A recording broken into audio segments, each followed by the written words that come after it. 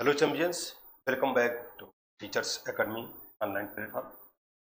इसी तरह से हमारी बहुत सारी जो मोस्ट इम्पॉर्टेंट लाइंस हैं और आपके एग्जाम में पूछे जाते हैं, वो सारे के सारे आप टेलीग्राम पर पा जाएंगे।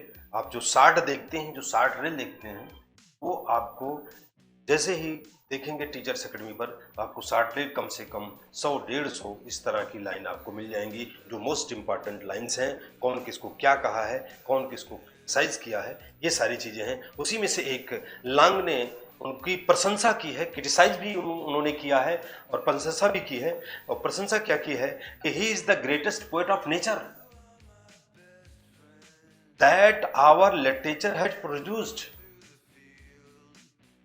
उन्होंने, अगर पूछा जाए एग्जाम में पूछा गया कि उनको जो कौन ग्रेटेस्ट पोएट ऑफ नेचर कहा है, तो जब W.G. लांग ने ग्रेटेस्ट पोएट कहा है। इनके द्वारा यही, इसमें सबसे बड़ी प्रशंसा उन्होंने किया है और क्रिटिसाइज भी किया है। और कहते हैं कि वह हमारे साहित्य द्वारा उत्पन्न प्रकृति के सबसे महान कवि हैं। और ये आप जानते हैं कि हिस्ट्री लेखक भी हैं। उसी हिस्ट्री में इन्होंने उसका वर्णन किया है, क्रिटिसाइज किया है। और यहाँ तो क्रिटिसाइज किया, प्रशंसा की है, प्रेज किया है उन्होंने कि इनकी शैली की जो कमियां हैं, वो लांग का हमेशा, जैसे कहते हैं कि यह कथन काफी चर्चित है, लांग हमेशा जो गलत है, जो सही है, वो बताते रहते हैं।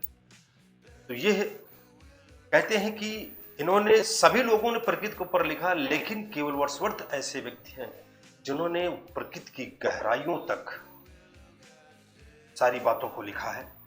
प्रकृति को अपना सब कुछ मान लिया है उन्होंने। ये चीज प्रेज करते हुए लांग ने वर्ड्सवर्थ को कहा है। Thank you, wish you all the best. इसी तरह से हमारे जितने भी शार्ट देखना चाहते हैं तो टेलीग्राम टीचर्स एकेडमी पर जाएंगे तो सारे शार्ट आपको मिल जाएंगे। सब जितने भी होंगे एक तरफ से, वर्ड्सवर्थ, मिल्टन, शेक्सपियर, सारे के सारे। तो thank you, wish you all the best. फिर मिलते हैं